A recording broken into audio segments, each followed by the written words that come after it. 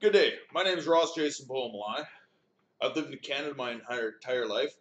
Half my family lived here since, 1810, and other parts even before that, as far as I know, because the Polish and German side and the, what else was it? Ukrainian side came about that way. They said it was the first wave, but it wasn't, because the west coast of Canada was really Russia at one time, the Panhandle, all the way down to Fort Ross, California, all the way to Alaska and over. Well, here's my problem with the government as well. An apprenticeship program such as SasK Apprenticeship, which I was part of, and my uncle is the head training board, and we used to be at Kelsey Institution as a pipe fitter trainer, which I worked with him for 2 weeks when I first started out at, what was it called? Not Sewer in Poland, but Pow City Mechanical. And that's what it was. We're gonna do this. Oh, we got a little problem here. So now you see this is who I am.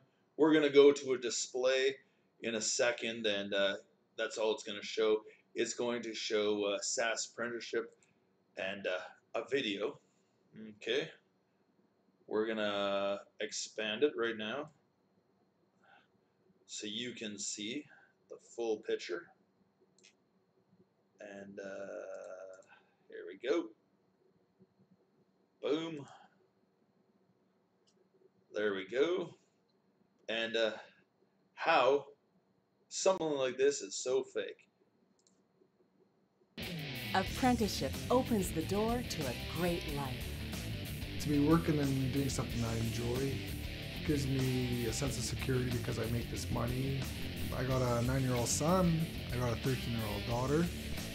To be a role model for my son and to make the customer happy with what we've done, then I can go home and feel happy about myself.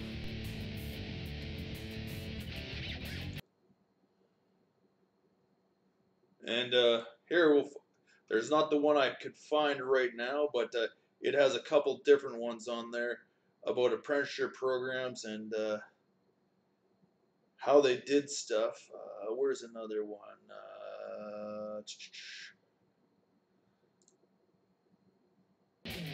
Apprenticeship means respect. As you gain more experience in the trade, you also gain a lot of respect from others. Just them looking at from what you started with to the end of that job, they really respect what you do. The satisfaction I get from the trade I'm in when I do a job for somebody, and at the end of the day, they can come up to me and say, I really appreciate what you've done for me. Alright, they had one years ago, and it had, you could buy a truck, live a life, and whatnot. As an apprenticeship, you start out at the minimum wage. Minimum wage is 75% of what a journeyman makes. So if a journeyman made $28 an hour, you made $11 an hour. While I worked in SasK trade, guess what? I was supposed to get $11 an hour. They only wanted to pay me $9 an hour. You can't live on $9 an hour. I was living at my birth father's and my stepmother's house. I had to get a vehicle. I couldn't have had a loan that he looked after if I didn't pay $250. A year later, my parents, I'll call them my parents, said it's time for you to go look for your own house. You're not here half the time. You're at your girlfriend's house. Miss Brent, who was taking a psychiatry degree at the University of the University in Saskatchewan, called in Saskatoon. All right. So I moved out, and I couldn't afford to live on my own on $9 an hour. You can't survive on that. If you don't pass your schooling when you go to school, and you need 1,800 hours, which is full-time labor for a year, you can't get your schooling that year because you have to have 1,800 hours, and the apprenticeship program sends you that. None of these videos explain that you need 1,800 hours to go to the next stage of work, and if you don't pass that 2 months of work, you don't get your second year. And they don't tell you you're on EI when you're going there. You're not getting full wage, you're only getting 75%, and you can't live on 75% if you can't live on the 100% that you already have. It's not adequate. It's a human right violation. Why? I should make just as much as the journeyman because I'm doing the same job as him. I'm showing up for work every day. The journeyman's not a teacher. He doesn't have a vocational degree either to train or teach people properly either in any institution if it's an apprenticeship program. They want to play mind games, torture you, and play cruel games. Like, can you go get that Henway and this, or 2x4, or this and this and this, and cause you problems. You go to the bathroom, they make a complaint. These are all on my UA and Saskatchewan apprenticeship program. Problem why I got laid off from Inner City Mechanical. It's not called Inner City Mechanical in 1997. Plus, I was coming back to BC to do another job because I didn't want to live in Saskatchewan and do the trade work because all the old guys told me, get out of the trade. Because supposedly my uncle, who was the training guy then, was having me ran by other people.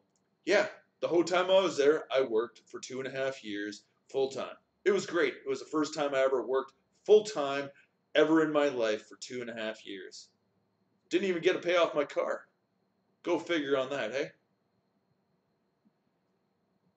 I couldn't find full-time job in the Comox Valley in insulation / construction, which I worked before. Half the year I was out of work because there wasn't the housing here and whatnot. Plus the wages were low.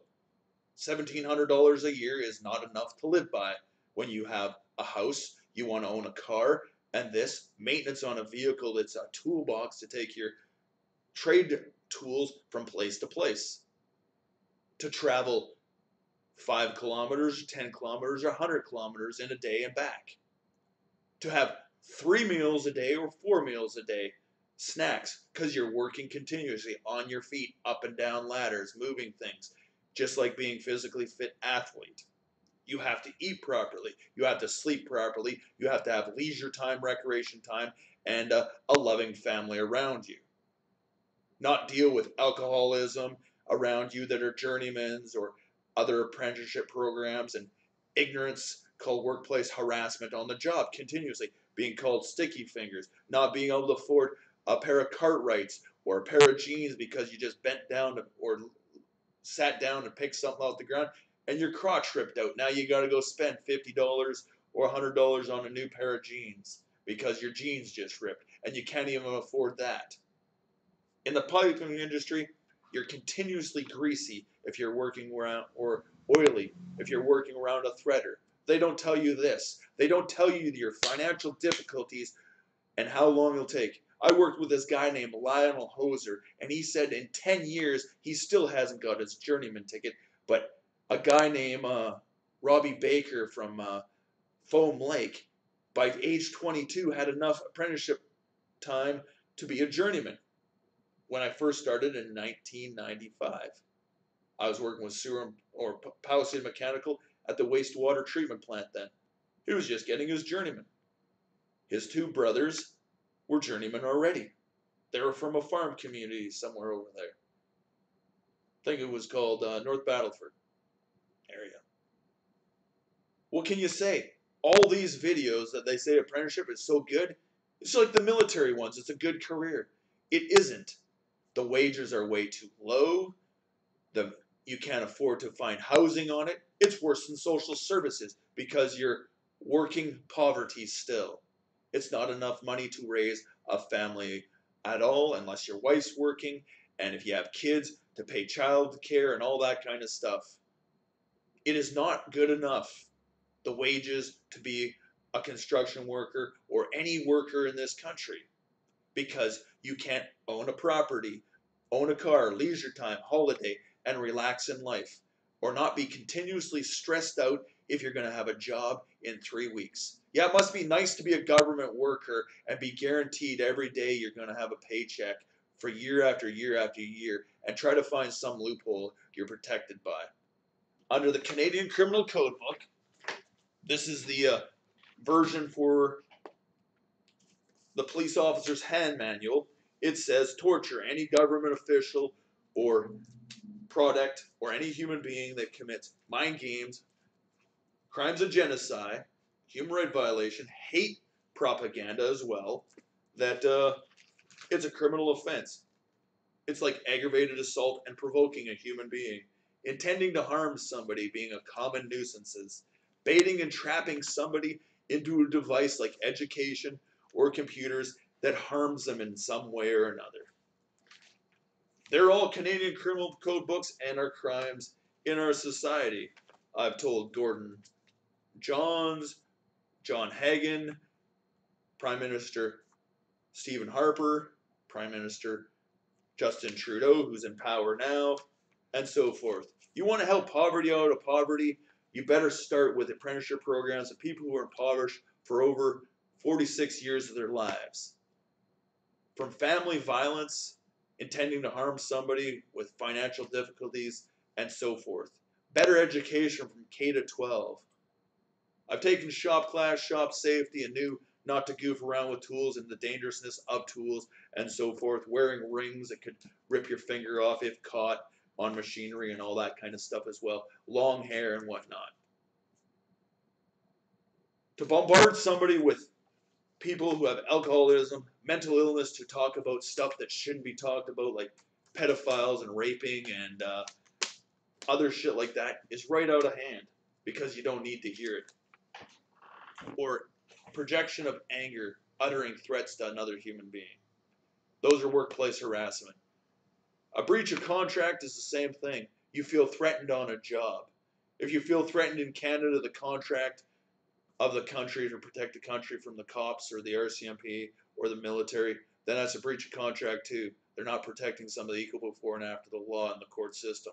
Any tribunal done within an apprenticeship program, not in a court system, is not fair justice or fair court system or democracy either. They're fake tribunals within that system. It only can reside in a provincial or federal court system to be a legal and fair justice system.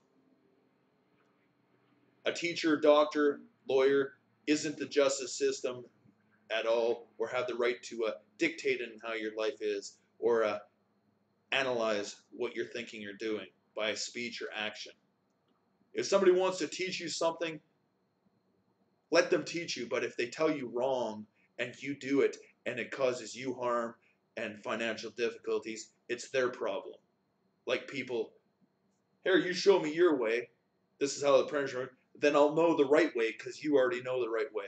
I'm not going to do it first and fuck up and have you tell me that you're a useless piece of shit because you didn't know what you're doing. Look, you just cause us financial difficulties on the job. You use materials, now we have to throw it away. Just like they say, measure twice, cut once. So you don't cut the pipe too small. If it's too long, oh well, you cut a little extra off. But hey, if that pipe or piece of wood could be cut in two and that other piece used for something else, then you did a good job, right? I'm tired of workplace harassment in Canada and the Canadian government assaulting us with stupidness too, and videos like this that say it's good. They don't explain the latter, and that there might not be enough work tomorrow either, just like I said. Construction is not a job, nor working at a department store where it could fold the doors tomorrow and go bankrupt as well. No job is forever, and our apprenticeship program won't state that as well. They want everybody to be mentally ill or sick so a doctor or nurse can give you prescriptions, go into your doctor's office, then make $300 per visit, and have nurses look after you at home and live in poverty your whole life. Remember the definition of serfdom. Always living on somebody else's land, paying the rent, and never having anything in life or any family or anything to pass on. A cent or a penny isn't anything to pass on. To pass off is an asset, is to have land. And yes, you still have to pay taxes on our land, don't we? The federal government pays $4.6 billion in federal aid. There's a lot of things they could fix all around the country. Water supplies and everything like that before anything else. Family violence in the country. Make sure all Canadian citizens have adequate lives, food on their table, proper adequate housing, a family, love in their life and enjoyment so they can enjoy life. not feel sorrow and pain of financially strapped, harm viruses of the government's mental illness to control and subdue and take all assets away from human beings like the Nazis did and other races of human beings. Human control and trafficking. Not doing proper medical procedures like they did to Reg Yoakum, who has a hernia that he can't fix because he's too overweight and was assaulted supposedly in the military and as a security guard in bars and all over the place, and lives with obesity and has to live this way, leading to drug and alcohol problems if he does, which I have never seen in my life either. And other people who live on the street because they live on the street because they couldn't find a job and didn't have enough hours to have CPPD, Canadian Pension Disability, or whatnot, and have to be forced to climb a ladder on social services and starve to death. Try living on bread and water. It just doesn't work. These are the human right violations of our country. It's pretty sad, hey? I don't know what else to say when the mental illness is only our government trying to assault us in another way. Any negative influences that leads to somebody's death is a criminal offense of murder as well. And if they don't want to walk in society and live in society and want to move away, you're running them out of there like a refugee. That's a crime too. It's a hate crime. And spray obnoxious things in the air, causing post-traumatic stress syndrome that cause people to whine, cry, eyes burn, and so forth, like mustard seed gas. Just another version, same shit, different pile. Isn't that what you say as well?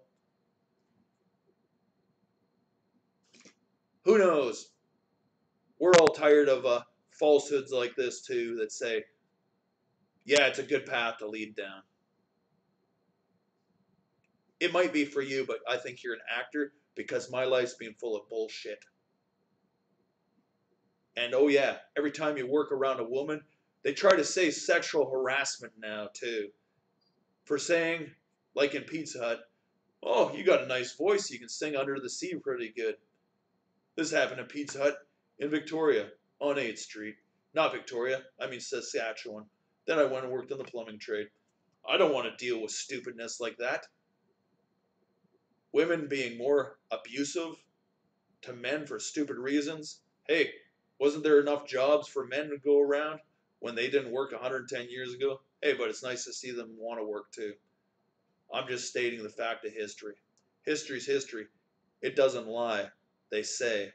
But history is only done by the victor, we're told to. Ross Jason Boehm Lie. This is March the 16th, 2019. Was just looking at my calendar. On the west coast of Canada in Courtenay, British Columbia, it's a cloudy day today. Later.